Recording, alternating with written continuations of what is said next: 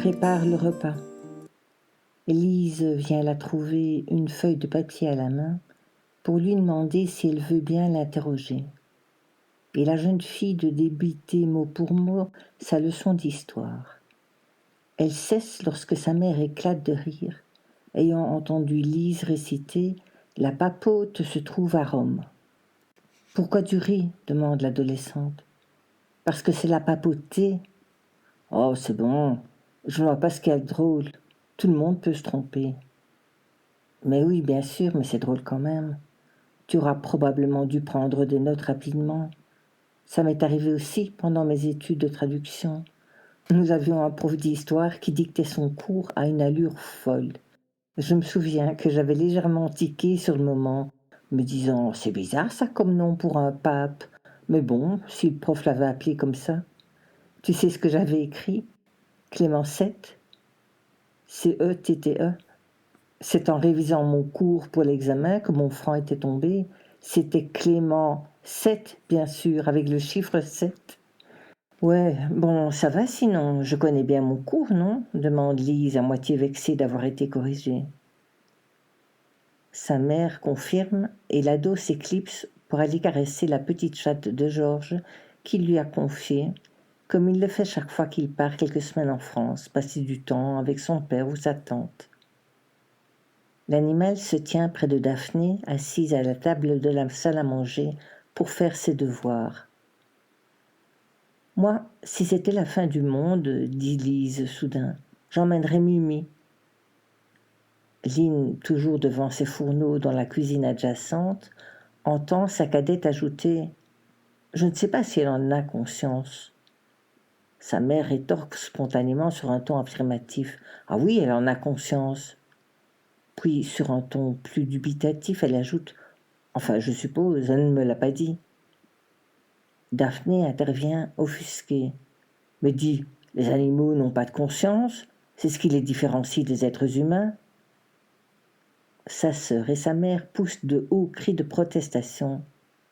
Lynn prend la parole. « Ah non, je ne suis pas d'accord avec toi. Qu'en savons-nous ? Ce sont les êtres humains qui déclarent ça, mais nous ne sommes pas dans leur tête. » « Mais ils ne parlent pas, dit l'aîné. »« Si, ils parlent, répliquent Lise et Lynn de concert. »« Oui, je sais bien que beaucoup de scientifiques ont étudié le langage de nombreux animaux. S'ils n'ont pas la parole, c'est peut-être parce qu'ils n'en ont pas besoin, la coupe sa mère. Je viens de lire qu'il existe un gène de la parole, FOXP2, un gène qui a muté à l'époque où l'homme a développé la capacité de parler. Des chercheurs américains ont comparé la version humaine de ce gène et la version simienne. « C'est quoi simienne ?» demande Lise. « Simienne, de l'adjectif simien, c'est ce qui se rapporte aux singes. Des chimpanzés en l'occurrence. Et ils ont découvert qu'un certain type de mutation entraîne chez l'homme de légères différences physiques au niveau de la mâchoire, de la langue et du palais. Et s'ils ne parlent pas, c'est parce qu'ils n'en ont pas besoin, complète Lise, qui ne veut pas être en reste. Je suis d'accord avec toi, lui dit sa mère. Ce n'est pas parce que l'homme a développé la capacité de parler que cela devait nécessairement se produire. Toutes les autres espèces se passent de la parole sans problème. Nous avons probablement dû avoir certains besoins que les autres espèces n'avaient pas. Si ça tombe, nous sommes les moins évolués sur Terre. L'aîné intervient. « Mais non, qu'est-ce que tu racontes ? C'est vrai que les animaux ont un langage, mais ils n'ont pas l'intelligence. » « Ils n'ont pas l'intelligence, tu rigoles ? Il y a beaucoup d'animaux très intelligents, peut-être même plus intelligents que les hommes. Je pense que les dauphins, les baleines sont plus intelligents que nous. Tu te souviens de cette expérience dont je t'avais parlé avec la cacahuète ? Hein ? Quelle expérience, la coupe la cadette ? Je suis jamais au courant de rien dans cette famille, bougonne l'adolescente. Attends, je vais reprendre l'article, je sais où je l'ai rangé. Quelques secondes plus tard, Lynn, le classeur à la main, feuillette les coupures jusqu'à trouver l'article qui l'intéresse. Voilà. Le génie de l'orang-outan. une expérience conduite par des scientifiques démontre l'ingéniosité de primates. Imaginez un tube transparent de quelques centimètres de diamètre et une vingtaine de centimètres de haut, solidement fixé à la grille de la cage. À quelques centimètres du fond, flotte une arachide sur un peu d'eau. L'orang-outan n'a aucun objet pouvant servir d'outil à sa disposition. Pas de tige, ni de bâtonnet pour aller à la pêche aux cacahuètes. Qu'à cela ne tienne, il n'a fallu que quelques minutes aux 5 singes testés séparément pour récupérer les fruits. Comment ? Tout simplement en aspirant de l'eau de l'abreuvoir dans leur bouche et en la recrachant dans le tube pour élever le niveau d'eau et récupérer la cacahuète. Les scientifiques restent pantois devant une telle preuve d'intelligence. Non seulement ils ont sollicité leur ingéniosité pour utiliser l'eau comme outil, mais ils ont aussi répété la manœuvre de plus en plus vite aux différents essais. Les scientifiques ont ensuite effectué des tests de contrôle, notamment en collant l'arachide en haut du tube, auquel cas les hominidés se sont contentés de prendre la gâterie à la main sans cracher dans le tube. Elle conclut sa lecture par une opinion personnelle. Je suis loin d'être sûre que les humains réussiraient le même test. Je sais que je n'y aurais pas pensé pour ma part. Bon, en tout cas, ils n'ont pas de conscience, affirme Daphné. Lise de lui répondre. Qu'est-ce que t'en sais ? Tu vois ton orang-outan faire de la politique, réplique l'aîné. Lynn concède que l'idée est drôle. Elle embraye. Tu sais que chez les chimpanzés, il y en a toujours un qui joue le rôle de policier, de médiateur dans les disputes. Lorsque deux singes se battent, un troisième joue les gardiens de la paix et intervient pour séparer les belligérants. Belligérants, maman, il n'y a que toi pour parler encore comme ça de nos jours, fait Lise, tordue de rire sur sa chaise. Daphné, elle, est loin de rire. Oh, ça m'énerve que vous êtes toutes les deux contre moi, je n'aime pas ça. On dit soyez d'abord, la reprend sa mère, et puis nous ne sommes pas contre toi, on rit avec toi. Puis, voyant que la blague usuelle dans la famille ne fait pas rire son aîné, elle ajoute apaisante. Nous avons un avis différent de toi, c'est tout. En tout cas, vous ne me ferez pas changer d'opinion. Et c'est très bien. C'est bien d'avoir ton opinion, de développer des arguments, mais tout le monde ne doit pas nécessairement être de ton avis. Je sais bien que j'ai raison, les animaux ont besoin de nous pour vivre. Mais pas du tout, lui dit Lynn. Lise intervient à son tour. C'est plutôt nous qui avons besoin d'eux pour vivre. Sa sœur réplique. Mais non, regarde, les animaux ne savent pas accoucher sans l'intervention de l'homme. La mère répond. Ça, c'est pour une question d'argent. Le fermier n'a pas envie de perdre de l'argent si le veau meurt à la naissance ou si c'est la vache qui meurt en vélant. Et c'est même pire, c'est à cause de l'homme. Par sélection, on a créé une race, le fameux bleu-blanc belge, qui ne peut plus véler par les voies naturelles. Les veaux ne passent plus, ils sont trop gros. Daphné s'entête. En tout cas, nous sommes plus intelligents. Nous savons qu'un jour la Terre va exploser de toute façon, qu'il n'y aura plus aucune vie sur Terre. On cherche déjà une autre planète. Les animaux, eux, ils restent sur cette Terre. Ils ne pensent même pas à chercher un autre habitat. Nous, oui. Enfin, il n'y a que les millionnaires et les milliardaires qui s'en sortiront, et ils emporteront quelques animaux pour les bouffer, oui, la coupe Lynn en riant. Puis, redevenant soudain sérieuse, et si les animaux ne cherchent pas à quitter la Terre, c'est peut-être parce qu'ils ont compris qu'elle est belle, notre planète Terre, et qu'ils s'en contenteraient bien si l'homme ne la détruisait pas. Bon, c'est pas tout ça, intervient Lise. Je vais étudier dans ma chambre. J'ai une interro en latin demain, je n'y comprends rien. Oh, ça me fait penser, s'exclame Lynn. En rangeant mes affaires, je suis tombée par hasard sur un mot que j'avais griffonné le jour où j'avais crié dans mes rêves. Je ne sais pas si vous vous en souvenez, il y a quelques années. Nous vivions encore dans la maison. Qu'est-ce que ce rêve m'avait remué ? J'avais noté une phrase en latin, du moins le seul mot dont je me souvenais au réveil. Vous qui étudiez le latin toutes les deux, vous pourriez m'aider à la traduire? Quod iuti legis habet vigorem, lit-elle sur le bout de papier. Ah, moi je sais que legis, c'est la loi, dit fièrement Lise. Et habet habeo, avoir je tiens, débite d'une traite Daphné, dont les longues heures d'apprentissage par cœur portent leurs fruits. Pour le reste, je ne sais pas. Tu as déjà cherché sur Internet? Demande-t-elle à sa mère.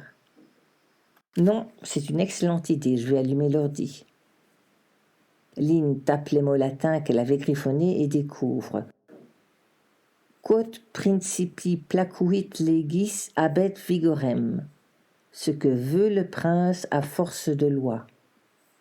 En remplaçant le principi par iuti, on obtient quod iuti placuit legis habet vigorem. Ce que veut iut à force de loi, réfléchit-elle à voix haute, avant de poursuivre. Eh ben, il manquait pas d'air, l'anthropopithèque. Qui ça? Demande la plus jeune. Non, rien, laisse tomber, je fabule. Converser régulièrement avec un primate n'est déjà pas une pratique des plus courantes. De là à le crier sur les toits, il y a de la marge. Après le repas, Lynn se met à rêvasser.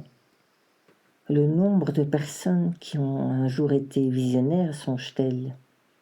Il paraît qu'un auteur avait décrit une personne assise dans l'herbe en train de dessiner du doigt sur un ordinateur à peine plus épais qu'une feuille de papier, se souvient-elle. Et aujourd'hui, la tablette est devenue un objet de la vie quotidienne.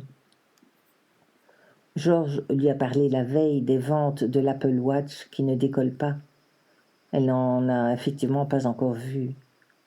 Georges lui a dit, et pour cause, tu te vois parler à ton poignet dans le bus pendant que tu tiens ton téléphone sous les yeux. Lynn convoque son singe pour partager ses fabulations.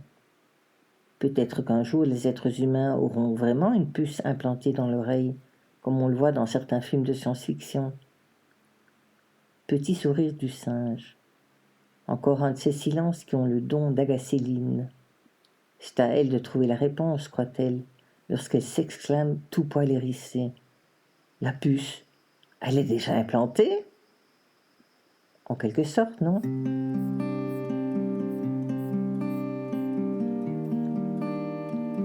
Lynn se rend chez son compagnon pour l'aider à trier ses factures.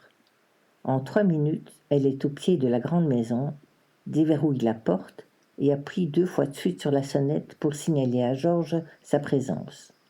Fermer la porte derrière elle, vider la boîte aux lettres, grimper les 2 premiers étages jusqu'au bureau, y déposer le courrier. Elle ôte sa veste tout en grimpant l'escalier interne qui mène au loft du 3e étage. Elle embrasse Georges qui se tient sur le palier.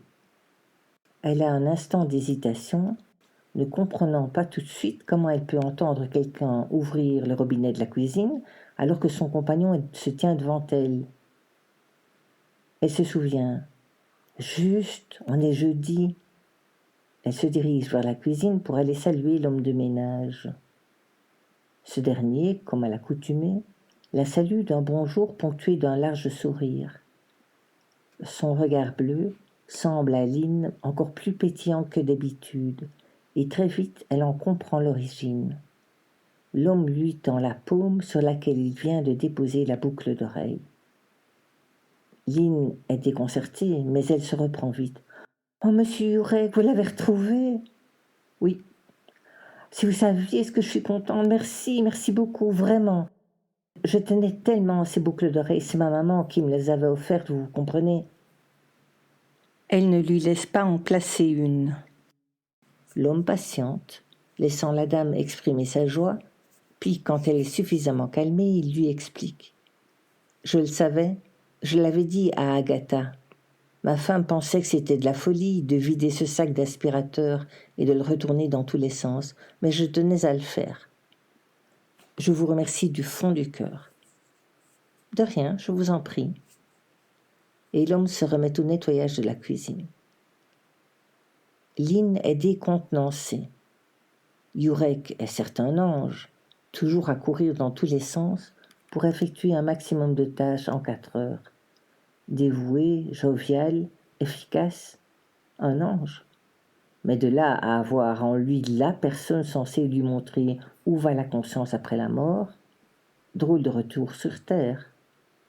Lynn n'a pas l'occasion de s'attarder sur cette réflexion désarçonnante, car Georges accapare bien vite toute son attention. Elle ne voit pas l'heure tourner, et déjà il est temps de rentrer préparer à manger pour ses filles. Elle expédie la préparation du repas pour se ménager un temps de méditation avant la sortie des cours.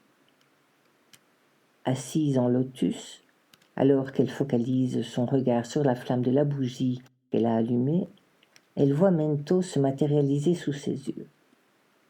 Elle a envie de lui confier d'emblée sa déception, les doutes qu'a fait rejaillir en elle la soudaine réapparition de sa boucle d'oreille perdue, réapparition qui n'a rien de surnaturel, tout en étant magique, car elle lui procure simultanément une grande joie. La honte aussi de s'être une nouvelle fois laissée emporter par des pensées ridicules. Elle aurait voulu déverser ce trop-plein d'émotions contradictoires, mais il ne lui en laisse pas le temps.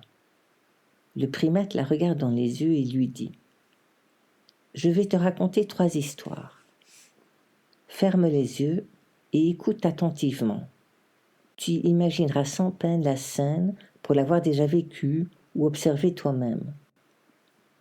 Un couple marche dans la rue. Entre eux trottine leur fillette d'environ 2 ans. De sa menotte droite, elle tient la main de sa maman. Quant à sa main gauche, elle la tient résolument serrée contre sa poitrine, dans un refus évident de prendre la main de son papa qui lui tend la sienne. Le père insiste, visiblement blessé dans son amour-propre. Il retente sa chance en accompagnant sa demande de paroles encourageantes, la voix se faisant cajolante. La petite fille est catégorique. Non, c'est non. Et elle poursuit son trottinement, la menotte serrée sur son cœur.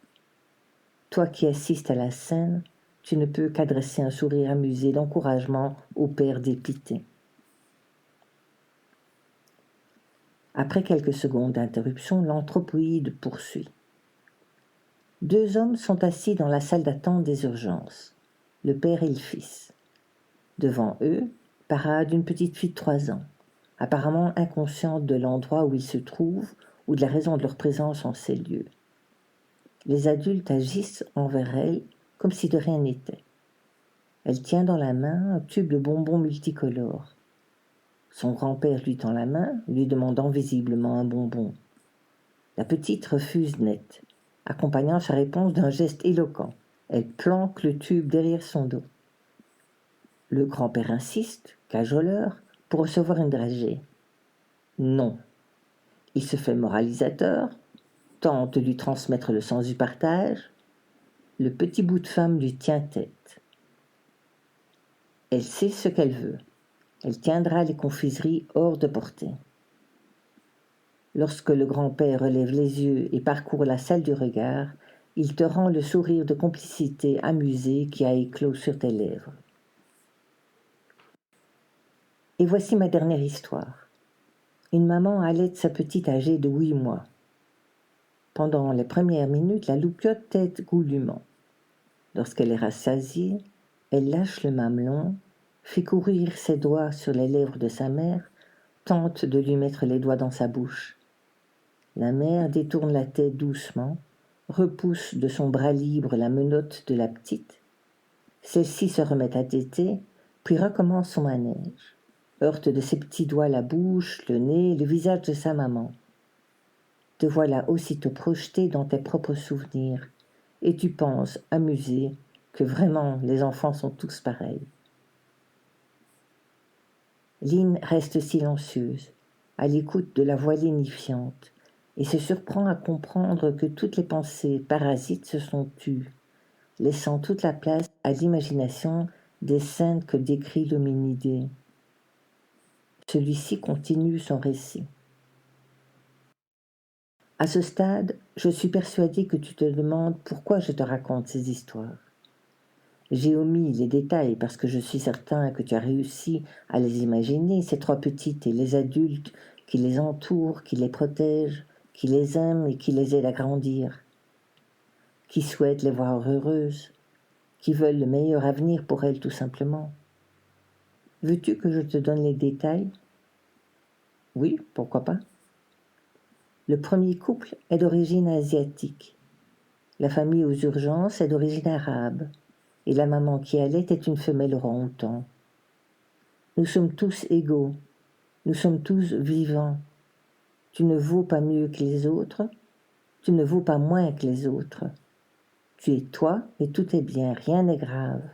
De toute façon, l'issue sera fatale. Pour eux, pour elles, pour chacun d'entre nous. Ce qui est grave, c'est de ne pas vivre jusque-là. Eh bien justement, tu me dis jusque-là, tu veux dire la mort. J'aimerais savoir ce qu'il y a après la mort. Je serais tentée de croire qu'il n'y a rien, juste la mort. Mais qui suis-je pour croire que c'est moi qui ai raison, et non pas les millions de gens qui croient en l'au-delà? Que faire du témoignage de tous ces gens qui ont connu une expérience de mort imminente? Sans parler de tous ces gens en Inde qui se réjouissent lorsqu'un membre de leur famille décède, parce que ça leur fait un ange de plus pour les protéger. Je ne sais plus où j'ai entendu cette histoire. Elle repense au rêve qu'elle avait fait la nuit où elle avait perdu sa boucle d'oreille et dit à l'anthropomorphe: « Tu vois, j'avais imaginé que je comprendrais, que j'aurais des réponses à toutes mes questions existentielles, que je percerais le mystère de la résonance limbique, de ce champ morphinique, comme dit Rupert Sheldrake. » Regard interrogateur du primate. L'hypothèse qu'il existerait une sorte de matrice invisible qui relierait les êtres vivants entre eux, tous les êtres vivants, dans un espace qui leur permette de garder un contact perpétuel, qui ne s'effacerait ni avec le temps ni avec la distance. J'avais imaginé que je saurais une fois pour toutes ce qu'il en est de l'au-delà, du paradis ou justement du non-paradis. L'idée que le paradis serait plutôt sur terre, ici et maintenant. Je m'étais fait un cinéma, tu vois. Ah bon? Ce n'est pourtant pas ton genre. Lynn s'arrête une fraction de seconde, déroutée, bouche ouverte. Le singe la taquine. Si on ne peut même plus rigoler. Fais gaffe, la prochaine mouche qui passe est pour toi, prévient-il hilar. Lynn se reprend, plus agacée qu'amusée. Dans le film que je me faisais, je m'étais imaginé que je saurais que j'étais arrivé au paradis le jour où un ange, un proche décédé, une entité de lumière, que sais-je, me tendrait la boucle d'oreille posée sur la paume de sa main. Et si tu te préoccupais plutôt de la vie, si tu arrêtais de te tourmenter avec des questions dont personne n'a la réponse, pourquoi éprouves-tu tant de mal à accepter que parfois certaines questions n'ont pas de réponse? Parce que j'aimerais savoir, parce que j'ai peur, parce que je voudrais être rassurée. Pourquoi le soleil se lève à l'est? Pourquoi se couche-t-il tous les soirs? Pourquoi l'été succède au printemps? Connaître les réponses n'enlève rien à la magie. Magie, magie, pourquoi les gens qu'on aime disparaissent? Tu parles d'une magie. Ceux qu'on n'aime pas disparaissent aussi, note. En tout cas, je n'ai pas envie d'abandonner mes recherches. Qui te parle d'abandonner? Je te parle de lâcher prise, il y a une différence. Qui est? Savoir que certaines questions n'ont pas de réponse et l'accepter. C'est ça, et on remet une couche de fadaise spirito-religio bof-bof. Je ne te demande pas d'abandonner, je te demande au contraire de nous aider. Oh là, tu ne vas pas revenir avec ta mission mystique. Qui te parle de mission? Tu es la seule à prononcer ce mot. Moi, je te demande de nous entendre. De nous entendre, qu'il dit le rigolo. Je ne fais que ça, de vous entendre. Je voudrais que tu sortes de ma tête, l'asticot. Lynn se relève, frustrée de constater que, si les années passent, elle ne lui apporte pas pour autant la sagesse qu'elle espérait, ni la sérénité. Le deuil de sa maman, qui les a quittés moins d'1 an auparavant, la laissant insatisfaite face à ces questions existentielles. Non, se dit-elle, je suis probablement déprimée et trop dure avec moi-même. Un sursaut de l'ancienne moi. Le stage de pleine conscience avait marqué un tournant. Elle n'en avait pas vu les effets immédiatement, mais sa vie, son caractère avait changé sensiblement. C'est Nalan qui avait déclenché cette prise de conscience en lui écrivant. « Coucou papillon, puisqu'à présent je peux t'appeler ainsi. Plusieurs questions me traversent l'esprit depuis ta métamorphose. En connais-tu l'origine? As-tu l'impression qu'elle est liée à ta maladie? Accepterais-tu de m'en dire plus sur ta maladie, si bien sûr tu le souhaites? Je te pose la question parce que j'avais depuis plus d'1 an des maux de tête à répétition. Longtemps, j'ai pensé que je captais le stress d'une personne tierce, mais même si c'est une possibilité, je crois que je génère aussi ces douleurs par mon propre stress. Je viens de découvrir que j'ai des pensées qui me taraudent sans même que je m'en aperçoive. Ou plutôt, je sais qu'elles existent, mais je ne me rendais pas compte à quel point elles sont omniprésentes. Il y a quelques semaines, j'avais réussi à me débarrasser de ces maux persistants en faisant une séance de FT avec un ami, mais depuis ils sont revenus. Je sais, je sens que je suis capable de m'en débarrasser sans médecin, sans médicaments. Je sais aussi que mon stress est essentiellement lié à mon travail ou à ma façon d'envisager le travail. Je fais donc des liens, mène des réflexions entre stress et travail. Peut-être pourras-tu me faire avancer dans mon questionnement? Lynn prend le temps de la réflexion avant de lui répondre. C'est étrange, je n'ai pas pris conscience moi-même de ma métamorphose, parce qu'elle est venue très progressivement. Figure-toi que tout a commencé par la plus forte intuition que j'ai eue dans ma vie, et que je n'ai pas écoutée. Quand j'avais 18 ans, j'assurais l'intendance d'un camp guide. Nous étions peu nombreuses, car c'était le pré-camp. Les cheftaines avaient décidé d'aller boire un verre en ville et nous ont demandé d'embarquer à 7 dans une petite voiture. J'ai bien tenté de refuser, mais en vain. Je ne savais pas que nous allions avoir un accident de voiture, mais je savais que je ne devais pas monter dans cette voiture. Le problème, c'est que l'on apprend surtout aux enfants qu'ils ont des devoirs. On leur apprend trop peu qu'ils ont aussi des droits. Alors, quand on m'a dit d'arrêter mon cinéma, que tout le monde partait ou bien personne, j'ai obtempéré. Et j'ai vite su pourquoi j'aurais mieux fait de ne pas me trouver dans ce véhicule. Je ne m'attarderai pas sur la nécrose. 2 opérations chirurgicales, lent processus de dégénérescence, le bout de l'os n'est plus irrigué par le sang et meurt, mais pas en silence, j'aime autant te dire que tu t'en rends compte. Lente et inexorable régression de la mâchoire inférieure, hantise de découvrir l'évolution dans le miroir, sur les photos et sur les radios, et douleur, des années durant. Oh, j'ai bien tenté de l'oublier, la douleur, en m'enfonçant dans le travail. Écouter mon corps n'a jamais été mon fort. Je suis plutôt une adepte de la dénégation. C'est dans ta tête, n'y pense pas, ça finira bien par passer. Or, les douleurs n'ont fait qu'empirer et s'étendre à d'autres parties du corps, nuque, dos, hanche, même une tendinite aux 2 bras, à force de pianoter les traductions sur le clavier. Rien n'y faisait. J'augmentais tout simplement les doses d'antalgiques et intensifiais ma fuite dans le travail. Il a donc bien fallu que mon corps trouve un autre moyen de me faire décrocher. Perte d'équilibre. Oh là, comme effet de surprise, il n'y a pas à dire, c'est efficace. Tu es là, debout, tu te sens parfaitement normal, pas de sensation de vertige, pas d'étoiles devant les yeux, des signes que je reconnaîtrais pour avoir déjà connu chute de tension et autres joyeusetés du genre. Et tout à coup, les yeux informent le cerveau ramolli qu'il a intérêt à redresser l'appareil vite fait parce que je pique du nez. Enfin, Je pique de l'oreille serait plus approprié, en l'occurrence, car les chutes sont toujours latérales. Effet bœuf garanti. D'autant plus que les premiers épisodes, je n'ai rien vu venir. Avant d'avoir compris, j'étais contre une armoire, le chambranle d'une porte ou un mur. Mais qu'est-ce que je fais là, moi? Mais cette maladie, je la gérais depuis des années. J'ai donc continué comme si de rien n'était. Je suis tombée malade, une maladie auto-immune dont le stress et la fatigue ont aggravé les symptômes.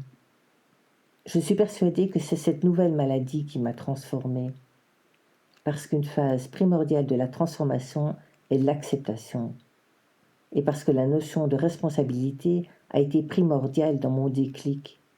Je suis responsable de la façon dont je réagis à l'événement, quel qu'il soit.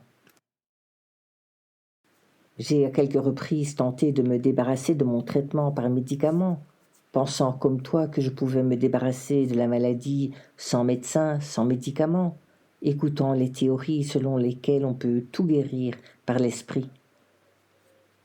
Tu n'imagines pas à quel point certains discours peuvent être perçus comme culpabilisants. Un tel a courageusement vaincu un cancer, une telle s'est courageusement battue, et ceux qui veulent être courageux mais qui n'y arrivent pas. Je sais que les gens pensent bien faire, mais songe-t-on à tous ceux qui souffrent et qui souffrent? On ne peut pas tout guérir par la volonté, la pensée positive, etc.